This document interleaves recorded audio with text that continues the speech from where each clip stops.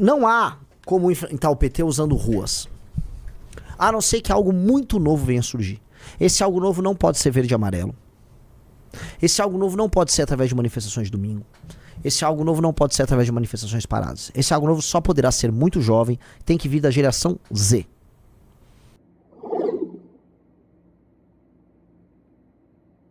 Bom, vamos começar aí. Vou começar pelo tema inicial, tá? Porque é um tema, é só pra falar sobre história. Eu prometo que eu não vou ofender o deputado Nicolas Ferreira, tá? Eu vou dar, inclusive, vamos dizer, uma prerrogativa de que ele tá sendo honesto, ele tá indignado, tá? Então vamos trabalhar a indignação dele e com base nisso a gente trabalha o nosso vídeo. Vamos lá.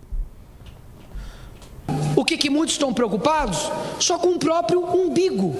Ou seja, a maioria do Brasil merece a merda do Lula, merece o Alexandre de Moraes, merece o STF que tem, merece inclusive, quando chega aqui, boa parte da população continua apoiando o PT, o presidente da República não se solidarizou com os policiais que foram mortos. Pausa, você entendeu assim? Eu modéstia à parte, eu sou um bom orador, Riso. Talvez eu seja um dos melhores oradores que você conheça. Sim. Talvez eu seja o melhor orador que você conheça. Sim. O raciocínio do garoto completamente, né? Ele tá falando um negócio, aí ele enfia outro sem muita conexão no lugar e tenta seguir por outro caminho, porque o que eu sinto, ele percebeu que fez merda no começo do discurso. Eu percebo que ele foi por um caminho, falei que o povo merece, deixa eu xingar o Lula agora, né? Mas eu queria colocar, porque no fundo, o que ele tá querendo dizer? No fundo ele tá dando a entender que não tá tendo mobilização com nada, ninguém tá indignado com o que tá acontecendo. Não é? No fundo, ele tá reclamando assim, pô, né, tá acontecendo nada acontece, o famoso nada acontece feijoada. E eu queria partir dessa premissa. Depois ele vai fazer um discurso, joga aí no meio, vamos ver, só pra ver o que ele tá falando, mas ele vai fazer um discurso de outras coisas e tal. Nossos cidadãos. Esse é o cara que está comandando o teu país. Aí blá blá blá. E muitos não conseguem dar um passo para trás e falar, errei no meu voto, ou não posso mais fazer isso, sabe por quê? Porque já está afundado num lamaçal ideológico tão grande, esse orgulho tão grande que não consegue mais viver pela verdade, de falar, peraí, tudo bem, não gosto do Bolsonaro, não estou discutindo aqui mais quem votou 22, quem votou 13, mas não admitir que hoje nós temos um partido político que é aliado ao crime, aliado àquilo de ruim que tem aqui no nosso país. É literalmente ignorar a realidade. Mas ignorem a realidade. Mas não dá pra ignorar as consequências da realidade. Mandou bem, Nicolas. Cara, assim... A era dos grandes oradores meio que acabou, assim. No Brasil faz tempo, né? Acho que talvez os últimos grandes oradores da política brasileira estivessem no partido UDN. E faz muito tempo atrás. Isso é uma das coisas que a gente sempre teve que recuperar. Eu sempre falei, cara, temos que ter bons oradores.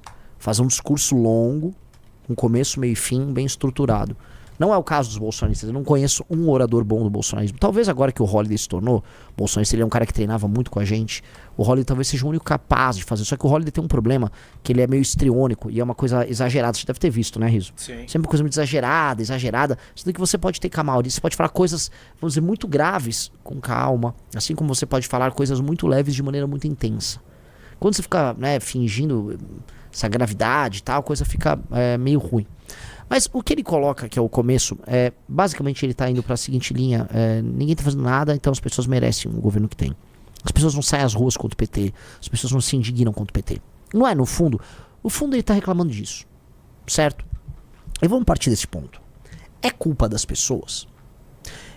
Veja, a coisa vai começar da seguinte maneira. Os petistas não vão sair na rua contra o PT. E o eleitor do PT não vai sair na rua contra o PT. Você não espera isso deles. Certo? Você esperar que alguém no próprio campo político sairá às ruas contra alguém desse campo político, porque esse alguém do campo político está agindo errado, você está esperando, portanto, veja só, Riz, onde eu vou chegar, você que está assistindo, você está esperando, portanto, que essas pessoas do campo político se comportem de uma maneira muito séria, certo? Uma maneira, vamos dizer, nobre, certo? O que o Nicolas está tentando desenhar nesse discurso é, olha só, será que eles não conseguem reconhecer que o PT é ruim, que o PT tem vinculações com o crime, tá? E aí ele reclama que não há uma mobilização, inclusive entre os petistas, tá? Contra o PT. As pessoas podiam perceber que elas têm que viver a verdade, ou não é? Viver pela verdade. Pois bem, não é curioso que houve, alguns anos atrás, um grupo que, no próprio campo político da direita, se insurgiu contra os crimes cometidos por um líder de direita? Houve ou não houve? Houve. Quem era esse grupo? Nós. Era o MBL. E como o Nicolas se referia a nós? Traidores, vendidos, vagabundos, petistas. Então, ó, veja só. A nobreza que ele espera, e na verdade que ele desdenha na esquerda e que ele gostaria de ver, já houve no campo da direita. A nossa. E ele combateu. Ele é o petista que ele está criticando. Ele é, objetivamente, as pessoas que ele critica. Ele representava o pensamento de manada da maioria, que apontava para a minoria nobre e falava assim: ah, vocês não prestam, olha lá, esses são petistas. Que curioso, né, senhor Nicolas Ferreira? Que curioso. Que curioso você exigir o tipo de comportamento que no teu próprio campo você ficava trabalhando para reprimir. Repressão você entende. Que curioso. Eu olho isso com curiosidade, né? Porque agora o sentimento que ele tem é o de impotência, mas nem sempre foi assim. O sentimento de impotência que ele tem agora, né? De saber que a direita não consegue convencer as pessoas a irem para as ruas, é um sentimento que em grande medida a gente teve, mas como minoritário. Vocês, quando tiveram em uma posição de impedir que as pessoas fizessem o certo, você escolheu o seu lado, que foi o comportamento de manada. Por quê? Porque isso te dava dinheiro, likes, views, é ou não é? Seguia teu planinho narcisista, de um jovenzinho narcisista, curtidor de diva pop. E ele não curtia diva pop porque elas eram gostosas, hein? Só pra deixar claro, tá? Até porque fã de Lady Gaga nunca conheci um que gostasse de mulher gostosa. Pelo amor de Deus, vai. Me apresentem que eu não conheço, tá? Então, meus queridos amigos, esse discurso já começa com um problema de nascença. E não me venha me falar que o Bolsonaro também não tinha vínculo com o crime organizado. A começar pelas relações que a família Bolsonaro tem com milícia, e a terminar com o envolvimento dos Bolsonaro e do governo dele com o banco Master com o Vorcaro. O próprio Bolsonaro recebeu 3 milhões de doação do Fabiano Zettel. Tá? Tô botando aqui a real, assim. Falar que não tinha relação é maluquice. Eu gosto de ver bandido morto. Vocês conhecem a história do bandido que assaltou o Bolsonaro em 1995? Vou contar. Querem ouvir uma historinha? Tá? Aparentemente, o cara que buscou, perseguiu e pegou o bandido que assaltou o Bolsonaro e roubou a Glock dele, acho que foi uma Glock, uma 380 dele, e que roubaram uma moto dele em 95, teve uma história muito curiosa. Só pra lembrar, o Bolsonaro ele foi assaltado em 95, tá? Teve a moto dele roubada, você tá aí na tela, tá? E aí, o cara foi pego e depois foi encontrado enforcado. Ele se matou com um nó, tipo um nó de marinheiro, tá? Dentro do cárcere. Quando o Bolsonaro foi instado a falar sobre isso, o Bolsonaro disse o seguinte: ah, não tenho nada a ver, né? Não tenho nada a ver com isso, mas, né? O problema não é meu. Pois bem, a esposa e a filha do bandido, que é bandido, e honestamente, bandido que assaltou alguém, né, a mão armada, eu não tenho nenhuma dó. Quero que ele, quero que ele, né, não tenho nenhuma dó do que aconteceu com ele. Mas todo mundo sabe que ele não se matou, ele foi morto na cadeia.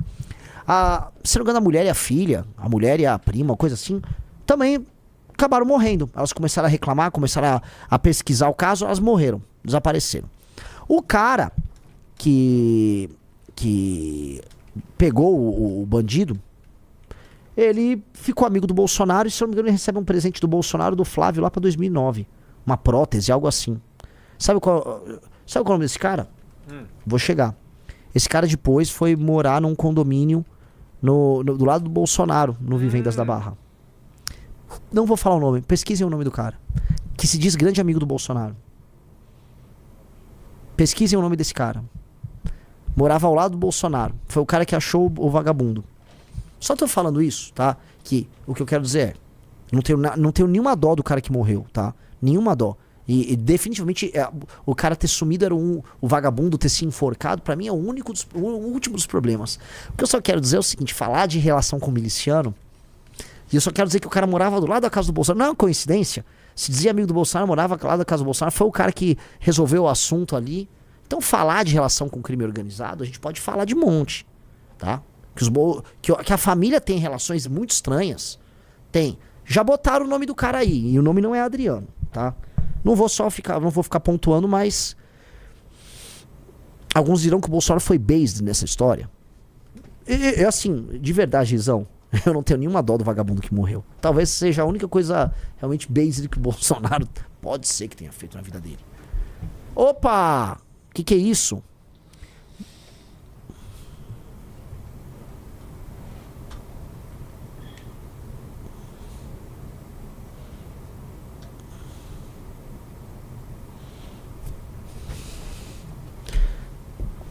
Só joguei aí no ar, tá? Então, assim, cuidado, galera, quando a gente ficar falando de vinculação com o crime, tá? Se eu for listar, né, envolvimento com milícia, casas, né, mansões que foram construídas, apartamentos que foram construídos em área de milícia lá no Rio de Janeiro, Rio das Pedras, que a família Bolsonaro participava, tudo isso aí, assim, isto é uma roubalheira monumental. A família Bolsonaro é multimilionária. Se bobear, centimilionária, tá?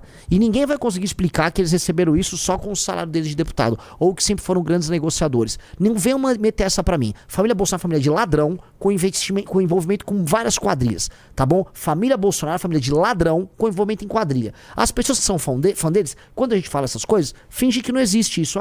Isso não existe. Mas é verdade, tá? E se o Flávio Bolsonaro for candidato, eu vou falar isso pra ele. Vocês são família de ladrão. Vocês são família de ladrão, envolvimento com quadrilha e crime organizado. E milícia, sim, é crime organizado. Milícia, sim, faz extorsão com morador nos mais diversos bairros, especialmente com comerciante. Não venham me mandar que, não, milícia é base. Não é. Saca? Tô colocando aqui, não tô querendo ser bonzinho com ninguém. É a real, tá? Vocês aí se aliaram com esse cara, vocês vão ter que se explicar com isso aí. Pessoal, like na live e se inscreva no canal. Tá? Então, prosseguindo aqui, né? Estamos com quantas pessoas nos dois canais? 3.400 no vermelho e mais 2.300 no Renan. Estamos com 6.200, então, vamos lá. Prosseguindo aí no nosso amigo Nicolas Ferreira. Aí, amigo Nicolas Ferreira, vamos entender uma paradinha aí, tá? Você reclama então desta inação. E você sente uma espécie de uma agonia que nada acontece diante desse absurdo todo. Pois bem, entre 2014 e 2018 não era assim que a banda tocava. Houve as manifestações de 2013, que foram um despertar geral. Tinha gente de esquerda, direita, jovem e velho na rua. Em 14 surge um negócio chamado Movimento Brasil Livre. Surge o Riso, surge eu, surge o Kim, surge o Pedro, meu irmão, todos nós. Nós pegamos as ruas, damos forma nova, colocamos caminhão de som, organizamos as pessoas e falamos, vamos derrubar o PT.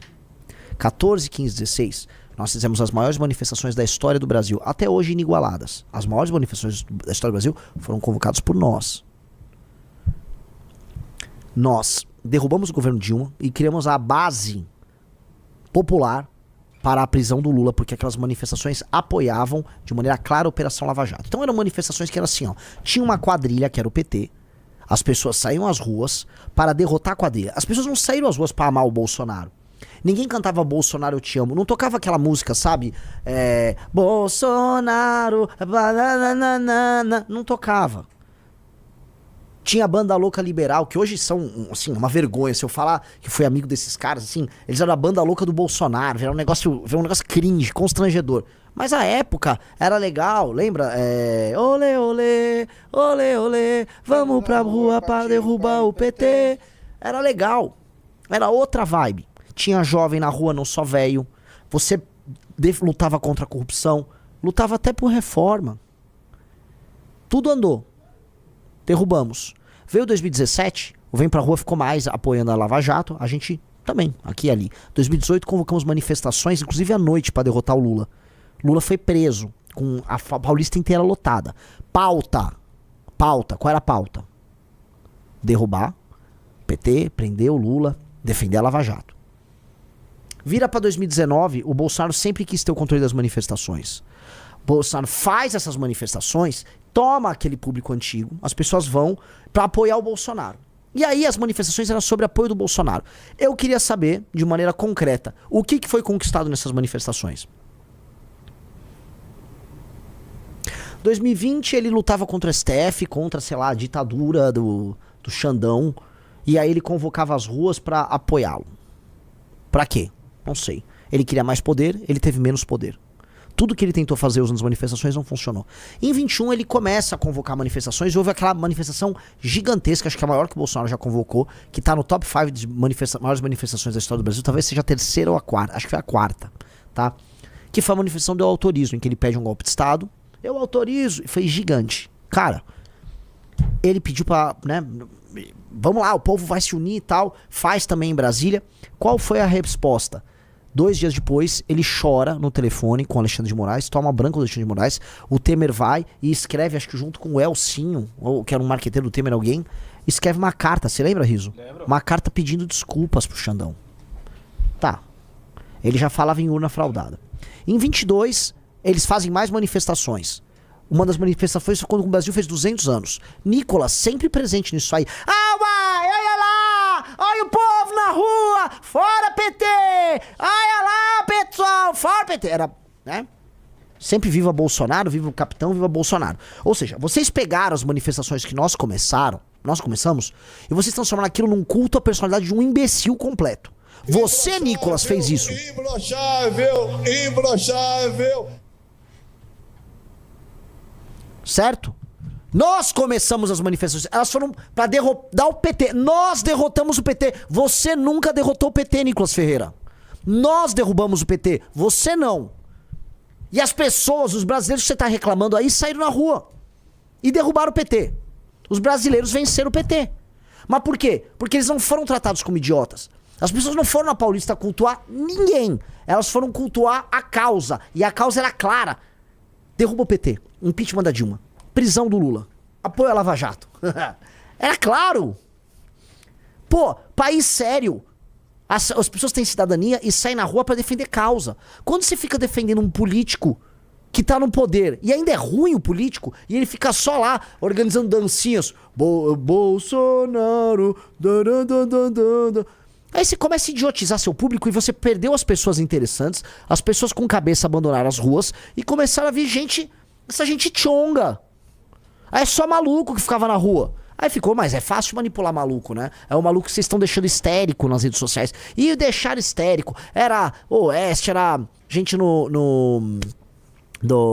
todos aqueles canais, todos que eles tinham lá. A própria Jovem Pan tinha um monte de bolsonarista maluco. A galera ficava lá produzindo conteúdo.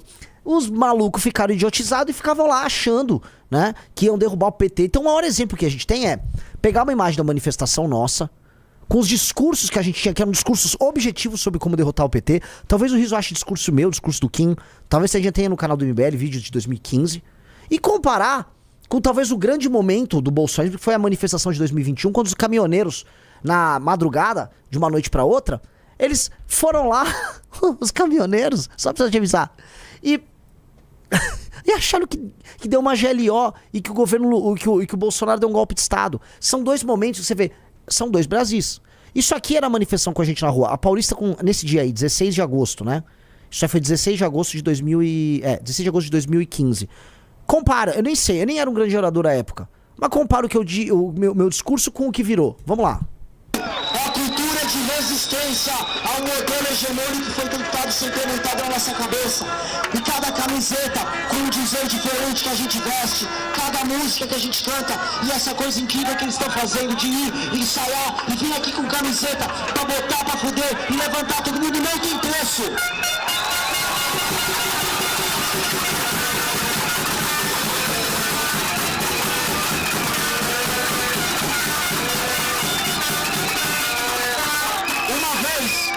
Hugo Chávez disse na Venezuela, e o Flávio vai me confirmar, que a revolução não será televisionada. E eu achei muito irônico que a nossa revolução não está sendo televisionada. Boa parte da grande imprensa ainda nos ignora e boa parte da grande imprensa ainda tenta nos taxar do que não somos. Nós não somos a favor de intervenção militar coisa nenhuma. Nós somos a favor da liberdade de imprensa.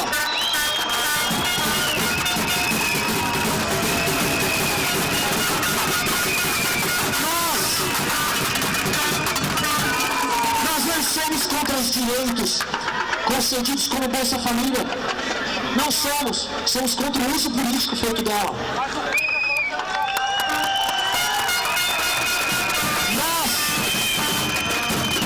Nós não ficamos aqui falando sobre pobre, porque pobre tem que deixar de ser pobre.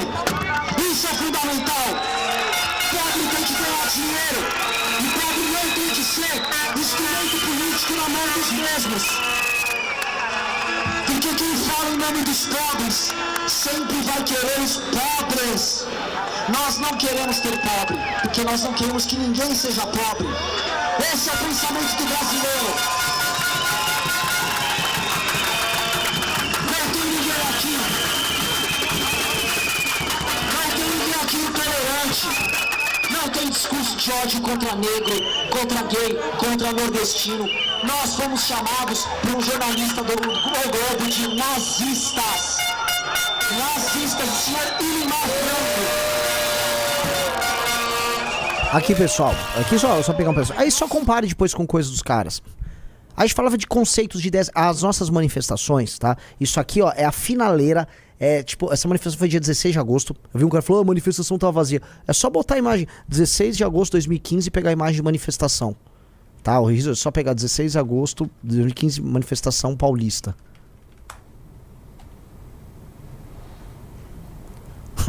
Tinha umas 50 pessoas aí, né?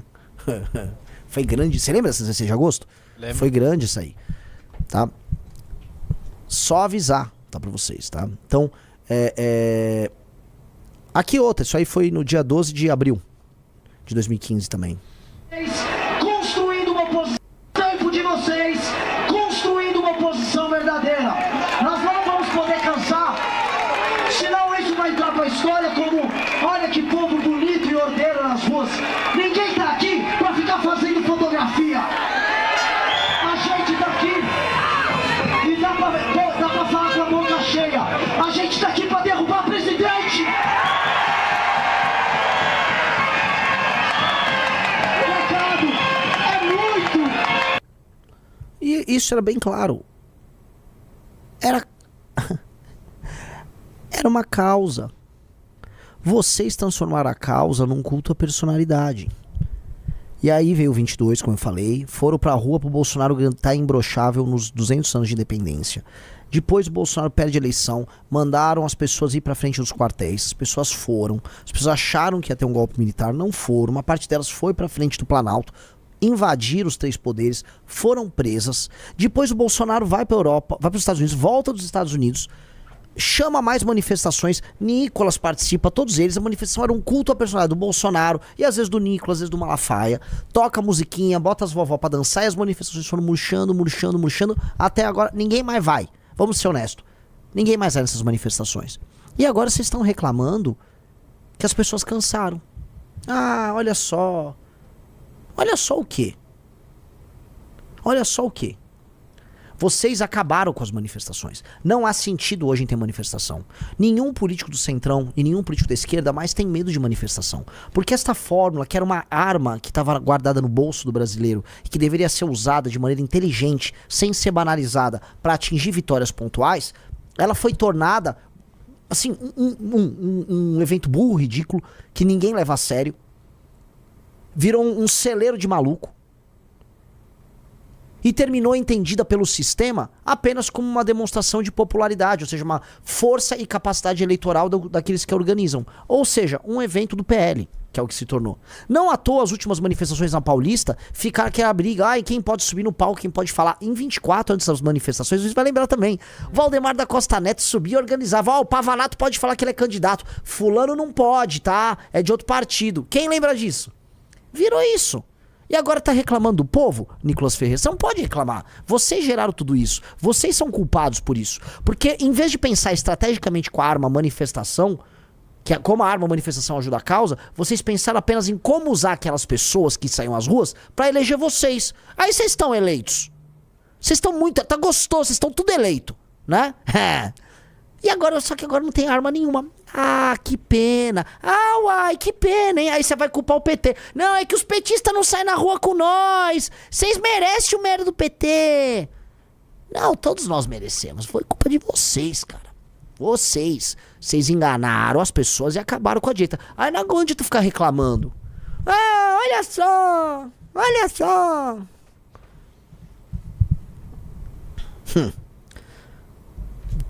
Papinho aqui, ó. Papinho aqui, não, né?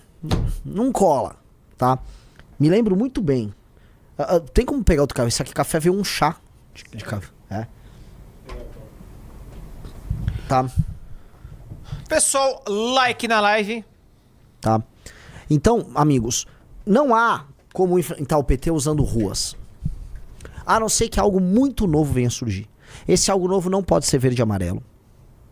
Esse algo novo não pode ser através de manifestações de domingo. Esse algo novo não pode ser através de manifestações paradas. Esse algo novo só poderá ser muito jovem, tem que vir da geração Z. Como vem acontecendo em outros lugares. Esse algo novo não tem nada a ver com o Bolsonaro, não tem nada a ver com o Nico, não tem nada a ver com nada. Ouso dizer que não tem nada a ver com o MBL. Para funcionar tem que ser algo novo. E, no máximo, figuras como nós, do MBL, podemos ajudar. Eu penso assim. Achar que você tem que fazer como era... Não, quem começou com as manifestações verde e amarelo, quem lotava as ruas éramos nós.